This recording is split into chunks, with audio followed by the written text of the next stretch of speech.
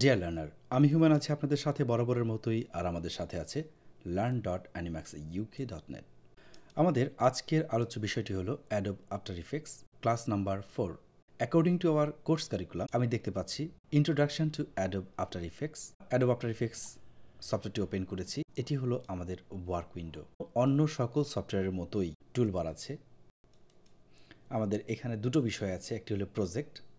যদি কেউ video editing software জেনে থাকেন তাহলে আমরা বিনের সঙ্গে পরিচিত বা লাইব্রেরির সঙ্গে পরিচিত, যেখান থেকে আমরা আমাদের কম্পিউটার ব্রাউজ করতে পারি। যেমন যদি এটা প্রজেক্টে সিলেক্ট করা থাকে, আমরা এখানে ডাবল ক্লিক করছি, আমরা এখান থেকে আমাদের কম্পিউটারের মধ্যে যে কোনো জায়গায় আমরা ব্রাউজ করতে পারি। যে কোনো ফাইল, ফোল্ডার বা যে কোনো ডাটা আমরা এখানে যদি ইনপুট করতে চাই, জাস্ট আমরা সিলেক্ট করতে পারি সেটিকে এবং ওপেন বাটনে ক্লিক করলে সেই ডাটাটি এখানে ওপেন হবে। তবে আফটার ইফেক্টসের ক্ষেত্রে ফোল্ডার আসবে না, মূলত এখানে ফাইল আমরা ইনপুট করতে পারি। এবার আমরা দেখতে পাচ্ছি এখানে ইফেক্টস কন্ট্রোল।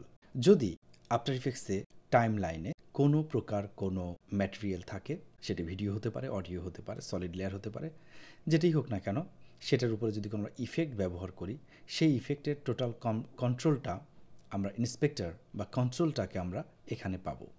যেহেতু আমরা কোনো কিছুই ব্যবহার করিনি, সেহেতু আমাদের এখানে ব্ল্যাঙ্ক দেখাচ্ছে বা খালি দেখাচ্ছে। আমরা জানলাম আমাদের টুলবার, আমাদের প্রজেক্ট, প্যানেল এবং ইফেক্ট কন্ট্রোল। এখানে আমরা দেখতে পাচ্ছি মেনুবার। অন্য সকল সফটওয়্যার যেভাবে ব্যবহার করি সেভাবে আমরা এখানে করতে পারি। আমরা জানলাম menu bar, toolbar, project and effect control. Composition, এই পুরো কম্পোজিশনটি কী হবে তার সকল প্রকার ডিসপ্লে আমরা দেখতে পাবো এই অংশটির মধ্য দিয়ে। যদিও আমাদের কোনো কম্পোজিশন এই মুহূর্তে নেই, তাই আমরা কিছু দেখতে পাচ্ছি না। এখানে আমরা ছোট ছোট কিছু টুলস দেখতে পাচ্ছি। যেমন আমরা এটির মধ্য দিয়ে আমরা একটা নতুন ফোল্ডার ক্রিয়েট করতে পারি। যেমন এখানে আমাদের অনেকগুলো ফাইল হতে পারে, সেক্ষেত্রে হয়তো একটি অডিও রিলেটেড 10টা ফাইল আছে, ভিডিও রিলেটেড 10টা ফাইল আছে। সেক্ষেত্রে আমি যদি এখানে একটা ক্লিক করি, আমি ফাইলের নাম দিতে পারি অডিও। এবার সবগুলো অডিও আমি এর মধ্যে ইনপুট করতে পারি। অন্য যদি আরেকটি ফোল্ডার ক্রিয়েট করতে চাই, আবারও ক্লিক করলাম, এটার নাম দিলাম ভিডিও। তাহলে আমার সকল ভিডিওগুলো এই ফোল্ডারে থাকবে আর সকল অডিওগুলো এই ফোল্ডারে থাকবে। অর্গানাইজ করতে পারি আমাদের ফাইলগুলোকে খুব ভালোভাবে। এবার এখানে আমরা দেখতে পাচ্ছি ক্রিয়েট এ নিউ কম্পোজিশন। যদি আমরা নতুন কোনো কম্পোজিশন নিতে চাই, সেক্ষেত্রে আমরা এখানে যদি ক্লিক করি তাহলে আমরা নতুন কম্পোজিশন নিতে পারবো। যেমন ক্লিক। এবার আমরা দেখতে পাচ্ছি যেখানে কম্পোজিশন কিভাবে আমরা নিব, যে আমরা আমাদের কম্পোজিশনটা কী ধরনের হবে। যদি ফুল এইচডি হয় সেক্ষেত্রে আমাদের ওয়াইড থাকবে 1920x1080। অন্যান্য সকল কনফিগারেশনগুলো আমরা সেট করবো এবং ওকে বাটনে ক্লিক করলে আমরা নিউ কম্পোজিশনটি নিতে পারবো। বাট কীভাবে আমরা এই সকল ফাংশন সেট করবো আমরা পরবর্তী ক্লাস আলোচনা করব। ওকে, আমরা জানলাম কীভাবে নতুন কম্পোজিশন নিতে হয় মাউসের মাধ্যমে। যদি আমরা কিবোর্ডের মাধ্যমে নিতে চাই বা মেনু বার ব্যবহার করতে চাই, সেক্ষেত্রে আমরা করতে পারি। যেমন কম্পোজিশন, নিউ কম্পোজিশন, আমরা সেম ডায়লগ বক্সটি আমরা পাচ্ছি।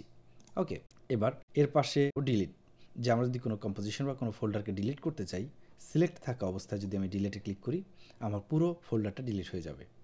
এখানে দেখতে পাচ্ছি 5টি অপশন আছে। আমি 3টির বিষয় বর্ণনা করেছি, কারণ আমাদের বেসিক ক্লাসের জন্য এই 3টি জরুরি। বামের এই অংশ থেকে ডানের এই অংশ এবং উপরের এই অংশ থেকে নিচের এই অংশ, পুরো অংশটিকে আমরা টাইম লাইন বলতে পারি। যদিও টাইম লাইনের পূর্ণাঙ্গ রূপটি আমরা দেখতে পাচ্ছি না, কারণ আমরা এখন পর্যন্ত কোনো কিছুই ব্যবহার করিনি, সেহেতু আমরা দেখতে পাচ্ছি না। আর এখানে অনেকগুলো টুলস দেখতে পাচ্ছি যেগুলো হাইড হয়ে আছে, কারণ আমাদের বর্তমানে কম্পোজিশনটি নেই। তো যাই হোক, আমরা যখন কম্পোজিশন নিয়ে কাজ করব তখন আলোচনা আমরা করব। এবার আমার ডান পাশের প্যানেলগুলোতে যেটি দেখতে পাচ্ছি সেটি হলো যেমন ইফেক্ট অ্যান্ড প্রিসেট। যে আমরা যদি যে কোনো ধরনের ইফেক্ট ব্যবহার করতে চাই, সেক্ষেত্রে আমরা এখান থেকে যে কোনো ইফেক্ট সিলেকশন করব। এরপরে আমরা প্রিভিউ দেখতে পাচ্ছি, যে আমরা যে কোনো কাজ করব এখান থেকে যদি প্লে বা রিওন ফরওয়ার্ড যাই করতে চাই না কেন, সেটি আমরা এখান থেকে করতে পারি। ওয়ার্ক স্পেস, যে আমার যে বর্তমান সময়ের যে ওয়ার্ক স্পেসটা আছে এটি কোন ধরনের ওয়ার্ক স্পেস। যেমন এটি স্ট্যান্ডার্ড, যেটা by default Adobe After Effects এই ধরনের ওয়ার্ক স্পেসটি শো করে থাকে। বাট যদি আমি এখানে ক্লিক করি, এখানে আমরা অনেক ধরনেরই প্যানেল দেখতে পারি। All panel, if I click, then আমরা এখানে দেখতে পাচ্ছি যে আমাদের কতগুলো প্যানেল আছে অ্যাডোব আফটার ইফেক্টসের, সবগুলো প্যানেলকে আমরা এখানে পাবো। যদি অ্যানিমেশন রিলেটেড কোনো কাজ করি, সেক্ষেত্রে আমরা অ্যানিমেশন ওয়াইজ আমরা সেট আপটা করে রাখবো, যে অ্যানিমেশনের ক্ষেত্রে যা যা দরকার দেখুন আপনার প্যানেলগুলো ওইভাবেই সেট আপ করা আছে। যদি আমরা মোশন ট্র্যাকিং রিলেটেড কোনো কাজ করি, what is motion tracking, we will talk about that. But আমরা যদি মোশন ট্র্যাকিং নিয়ে কাজ করি, ক্লিক মোশন ট্র্যাকিং, আমাদের প্যানেলটি এখন মোশন ট্র্যাকিংয়ের জন্য পারফেক্ট। এবার মূলত আমি বলবো যে আমরা স্ট্যান্ডার্ডে থাকবো।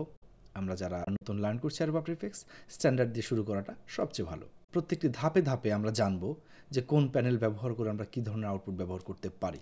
বাট আমার ক্ষেত্রে আমি বলবো, আমি ম্যাক্সিমাম ক্ষেত্রে যে কোনো কাজই করি না কেন আমি স্ট্যান্ডার্ড দিয়ে শুরু করি।